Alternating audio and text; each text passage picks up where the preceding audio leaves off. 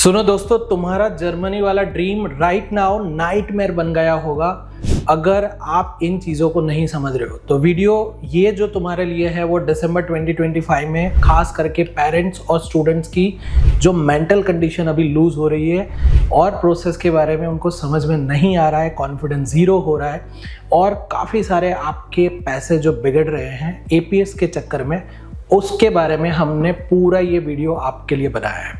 मैं कुल मिला के ऐसे टॉप 10 बर्निंग क्वेश्चंस और क्वेरी जो एपीएस के बारे में है उसको यहाँ पे एक्सपोज करूँगा जो आपको लिटरली अभी पागल बना रही है। तो इस वीडियो को बहुत एंड तक देखना, आपको पूरा डिटेल मैप मिल जाएगा जिससे आप एपीएस की जो जर्मनी की प्रोसेस है उसको क्लियर कर पाएंगे। तो शुरुआत करते हैं नो अदर थिंग्स, सीधा पॉइंट पे। आपका सबसे पहला जो प्रॉब्लम है वो मैं बताने जा रहा हूँ। मेरा नाम नीरव शाह है और मैं हर्षनाद इंटरनेशनल जो इंडिया और कनाडा है उसका डायरेक्टर हूँ। हम लोग 16 साल से study work and settle abroad की जो डिटेल सर्विसेज होती है वो देते हुए आए हैं और हमने आज तक 8000 से भी ज़्यादा बच्चों को सिर्फ एडमिशन या वीज़ा नहीं दिलवाया है, बट वहाँ जाने के बाद उनका जो पोस्ट डिपार्चर सेटलमेंट होता है वो भी किया है, उनके part time job full time job के बारे में भी गाइडेंस दिया है, पढ़ाई के बाद वर्क परमिट और उनके सेटलमेंट तक की पूरी हेल्प की है। पेरेंट्स और स्टूडेंट के तौर से जो डिफरेंट व्हाट्सएप ग्रुप होते हैं उन पे दिन रात जो उनकी कमेंट्स या पोस्ट आती रहती है उसमें काफ़ी सारी ऐसी चीज़ें आती हैं जिसमें काफ़ी स्टूडेंट कंफ्यूज होते हैं और हमारे भी स्टूडेंट्स हमें जो पूछते रहते हैं उसके ऊपर से हमने एक चीज़ आपके लिए बनाई है। नो फालतू का ज्ञान, नो टाइम वेस्ट, सीधा पॉइंट पे आते हैं। चलिए सबसे पहला क्वेश्चन समझते हैं जो काफ़ी स्टूडेंट्स को फ्रस्ट्रेशन देता है। सर मुझे 3-4 वीक का बोला गया था पर फिर भी 6 महीने क्यों लग गए ये एपीएस आने में, तो मुझे वो चीज़ का पता ही नहीं चल रहा है। देखो गाइस, हम एपीएस इंडिया में अभी टोटली ओवरवेल्म है। सीरियसली 57,000 से भी ज़्यादा एप्लीकेशन प्रोसेस की जा रही है और उन्होंने 2 साल के अंदर पूरे लिमिटेड स्टाफ में लिमिटेड सिस्टम में इसको कंक्लूड किया है। तो आप ये करो कि आपकी जब भी जर्मनी की प्रोसेस आप शुरू करो ना तो 6 से 7 मंथ पहले से हर चीज़ को आप मॉड्यूल में डालो। 3-4 वीक वाला जो प्रॉमिस है उसको भूल जाओ, 8 से 10 वीक वाला जो प्रॉमिस है उसको याद रखो, तो ही ये चीज़ें काम होगी। तो अर्ली बर्ड बनो, कभी रिग्रेट नहीं करना पड़ेगा, सिंपल। नाउ क्वेश्चन नंबर 2 पे जाते हैं। तो टेस्ट एएस का जो कंफ्यूजन है वो काफ़ी बड़ा चक्कर है, तो चलो उसको हम क्लियर करते हैं। तो ये कंफ्यूजन ऑलमोस्ट सभी बच्चों को है। जेडबलई क्लियर किया है ना तो टेस्ट एएस की बिल्कुल ज़रूरत नहीं है। एपीएस की जो वेबसाइट है ना उसके ऊपर की कुछ इन्फो कंफ्यूजिंग लगती है। चलो मैं ये कंफ्यूजन को पूरा ही क्लियर कर देता हूँ एक ही बार में। जेडबलई मेन प्लस एडवांस बोथ पास किया है तो टेस्ट एएस की ज़रूरत नहीं है, सिंपल। अब दूसरा, अब अगर तुम्हारा बैचलर चल रहा है जो इनकम्प्लीट है तो टेस्ट एएस मैंडेटरी है, यस। और अगर ऑलरेडी ग्रेजुएट हो चुके हो तो टेस्ट एएस की बिल्कुल ज़रूरत नहीं है। आई थिंक इस चीज़ों से तुम्हें ये क्लियर हो गया कि टेस्ट एएस की ज़रूरत किसको है। अब क्वेश्चन नंबर 3 के ऊपर आते हैं। डॉक्यूमेंट्स रिजेक्ट होने का जो दर्द होता है वो बहुत ही बड़ा होता है। एपीएस में इतना सारा आपने पैसा टाइम सब कुछ लगा दिया और उसके बाद आपके डॉक्यूमेंट्स रिजेक्ट होते हैं। तो देखिए, डॉक्यूमेंट्स अगर परफेक्ट हो और फिर भी रिजेक्शन आता है तो उसका सोल्यूशन क्या होना चाहिए। छोटी छोटी गलतियाँ मेजर प्रॉब्लम बन जाती है। रियलिटी क्या है कि आप जब एप्लीकेशन लगाते हैं तब आपके अगर स्पेलिंग में मिसमैच है, मतलब नेम के स्पेलिंग में वो आप नहीं देखते हो, डेट का फॉर्मेट अगर आपने DDMM की जगह MMDD लगा दिया, कहीं पे आप कंफ्यूज हो गए, ठीक है, यूनिवर्सिटी के वेरिफिकेशन में डिले हो गया, स्कैन कॉपी जो थी वो क्लियर नहीं थी। देखिए ये सब गलतियां स्टूडेंट करते हैं जब एप्लीकेशन के टाइम पे। तो हो सकता है कि आप ये चीज़ों से अवेयर नहीं हैं, या तो आप एप्लीकेशन अपने आप कर रहे हैं या तो आपके कंसल्टेंट को नॉलेज कम है। तो आपको ये करना होगा कि जब आप ये डॉक्यूमेंट्स और डिटेल को फील कर रहे हो, अगर अपने आप कर रहे हो तो भी, या तो कंसल्टेंट के थ्रू कर रहे हो तो एक बार रिव्यू भी कर लो। हर चीज़ को ट्रिपल लेयर में आप एक बार चेक करो कि आपने डॉक्यूमेंट जो लगाए हैं वो क्लियरली विजिबल है कि नहीं है, आपने जो डेट की फॉर्मेट है वो सही डाली है कि नहीं है, और आपके नेम में कहीं मिसमैच है तो उसका एक्सप्लेनेशन आपने दिया है कि नहीं है, और जो डॉक्यूमेंट्स आपसे मांगे गए हैं उसको आपने सीक्वेंस में सही तरीके से उसमें डाले हैं कि नहीं डाले।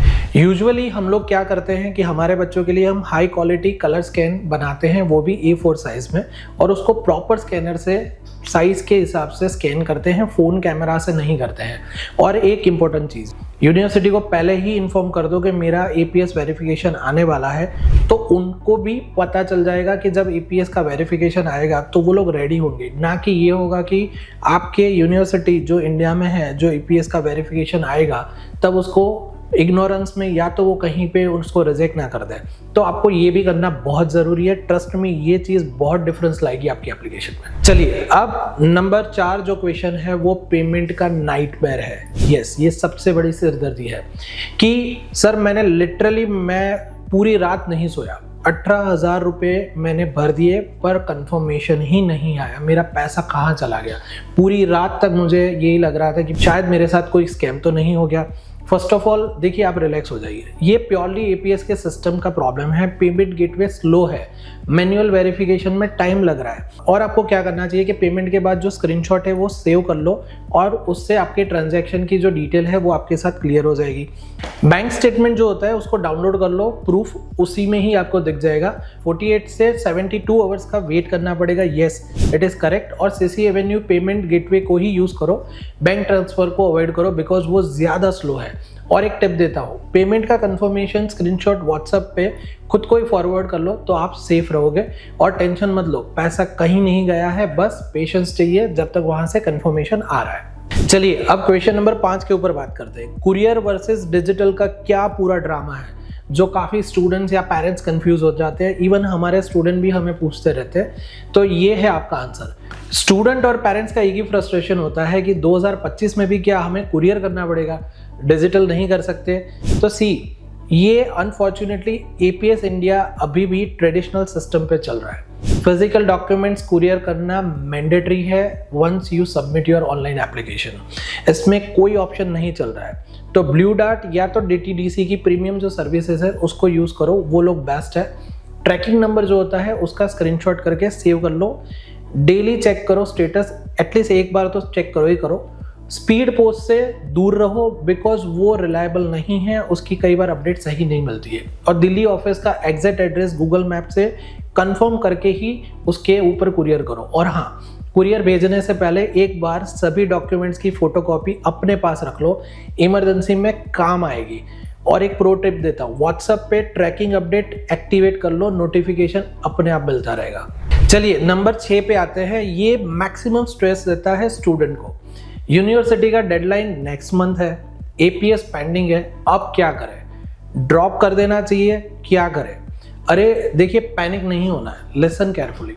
गुड न्यूज़ है, एक्चुअली बहुत सारी जर्मन यूनिवर्सिटीज़ डेडलाइन अभी एक्सटेंड कर रही है APS डिले की वजह से। तो जर्मन एम्बेसडर ने खुद पर्सनली यूनिवर्सिटीज़ को ये रिकमेंड किया हुआ है। तो आपको करना क्या है, यूनिवर्सिटी के एडमिशन ऑफिस को डायरेक्टली ईमेल करो एक प्रोफेशनल वे में, और उसमें लिखो कि APS पेंडिंग का जो पूरा स्टेटस है वो डिटेल में आप बता दो कि नेक्स्ट इनटेक में वो डिफर करने का ऑप्शन भी पूछ लो। और बैकअप प्लान क्या रखना चाहिए उसके बारे में भी आप अपना पूरा प्लान एक डिफाइन कर लो। मीनवाइल 2-3 और यूनिवर्सिटी में भी अप्लाई कर दो। सब अंडे एक बास्केट में रखने से तो बेनिफिट कभी नहीं होगा। और सबसे बड़ा इंपॉर्टेंट सवाल कि learn from the experience, trust the process guys. सब ठीक हो जाता है, बट आपको प्लानिंग और इम्प्लीमेंटेशन दोनों एक साथ करने पड़ते हैं। चलिए, अब क्वेश्चन नंबर 7 पे बात करते हैं। लैंग्वेज सर्टिफिकेट का सबसे बड़ा कंफ्यूजन। स्टूडेंट पूछते रहते हैं कि सर मुझे लैंग्वेज रिक्वायरमेंट को अभी कंप्लीट करना पड़ेगा, मतलब IELTS का स्कोर अभी लगाना पड़ेगा तभी जाके APS होगा, या तो जर्मन लैंग्वेज आनी चाहिए या उसका सर्टिफिकेट होगा तभी APS लगेगा। ग्रेट न्यूज़, मैं ये बता देता हूँ कि लैंग्वेज प्रूफ APS प्रोसेस के लिए मैंडेटरी बिल्कुल नहीं है। तो उसके लिए तो पहले आप रिलैक्स कर लो। पर सुनो, अगर आपके पास लैंग्वेज सर्टिफिकेट है तो वो एडवांटेज आपको देता है, और APS वैलिडेशन जो होता है वो आपका स्कोर कार्ड का भी वैलिड कर देता है, और वो लेटर आपको हेल्पफुल करता है। वीज़ा प्रोसेस में डॉक्यूमेंट्स आपके जो होंगे वो कम लगेंगे। अच्छा, कौन कौन सी टेस्ट एक्सेप्टेड है? IELTS, TOEFL IBT और जर्मन लैंग्वेज। और कौन सी एक्सेप्टेड नहीं है? PT, Duolingo और TOEFL होम बेस्ड एडिशन। तो अगर आप इसको सबमिट करते हो तो अच्छी बात है, पर नहीं कर पा रहे हो तो आपको टेंशन नहीं लेना है। आपके टाइमलाइन को आपको फॉलो करना है, जिससे APS का जो पूरा प्रोसेस है वो विद इन अ डेडलाइन आपका खत्म हो जाए। चलिए, अब क्वेश्चन नंबर 8 के ऊपर आते हैं। कम्युनिकेशन का पूरा ब्लैक होल, उसको हम सॉल्व करेंगे। ये सबको एक मेंटल स्ट्रेस देता है कि एप्लीकेशन स्टेटस को चेक कैसे करूं सर, एपीएस से कोई रिप्लाई नहीं आ रहा है, कम्युनिकेशन जो है वो बिल्कुल जीरो है। सी, एक स्ट्रेट फॉरवर्ड मैं आपको बात बताता हूं, there communication system is still weak, except this reality. और आपको करना क्या है, माय अकाउंट पोर्टल पे डेली 2 से 3 बार चेक करो और रिफ्रेश करते रहो। ईमेल ज्यादा मत भेजो, बॉम्बार्डिंग करोगे तो ब्लॉक कर देंगे वो लोग आपका अकाउंट। स्टेटस अपडेट के लिए मिनिमम 3 से 4 वीक वेट करो और उसके बाद आप कोई भी अपडेट के लिए वहां पे फॉलोअप लो। और खास करके आपके स्पैम फोल्डर को रेगुलरली चेक करो, इंपॉर्टेंट ईमेल्स वहां पे चले जाते हैं कई बार। और एक इंपॉर्टेंट टिप, सेम क्वेश्चन बार बार मत पूछो ईमेल में, एक बार क्लैरिटी के साथ डिटेल में और कंस्ट्रक्टिव वे में लिख दो।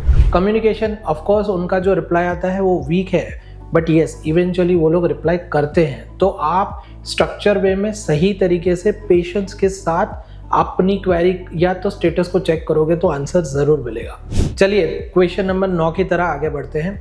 ऑनगोइंग स्टूडेंट का एक सबसे बड़ा डाउट होता है कि सर मेरी बैचलर डिग्री अभी कंप्लीट नहीं हुई है तो क्या मैं एपीएस अप्लाई कर सकता हूं? तो यस, एपीएस अप्लाई करने के लिए यूजुअली मिनिमम 2 सेमेस्टर तक की ही मार्कशीट आपको रिक्वायर्ड होती है। बट आप एप्लीकेशन लगाने के बाद रिमेनिंग जो आपकी मार्कशीट्स है वो आपकी यूनिवर्सिटी एप्लीकेशन में ऐड कर सकते हैं, नंबर 1।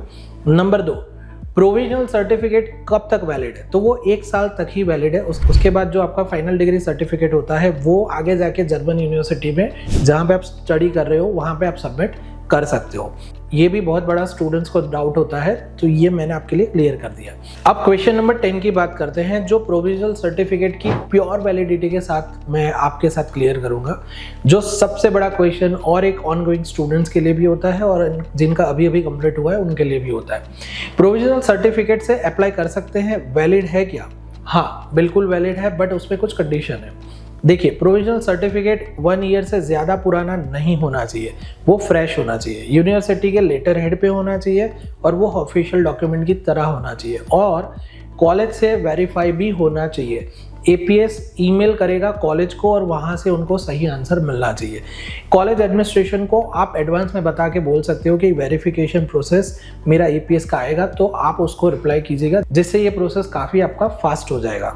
सो टेंशन मत लो, प्रोसेस को अभी स्टार्ट करो, ठीक है। अब ये जो मैंने टॉप 10 क्वेश्चन आपके साथ क्लियर कर लिए और आपको आपका जर्मनी का पूरा जो प्रोसेस है उसमें कभी भी कहीं भी कोई भी टाइप की क्वेरी है तो आप हमारे दिए हुए कॉन्टेक्ट नंबर या तो व्हाट्सएप नंबर या तो हमारे ईमेल पे या तो हमारी वेबसाइट पे विजिट करके हमारे साथ जुड़ सकते हैं। हम आपको फ्री पूरा सेशन देंगे जिससे आपको क्लैरिटी आएगी कि आप जर्मनी के प्रोसेस को कैसे और फास्ट कर सकते हो।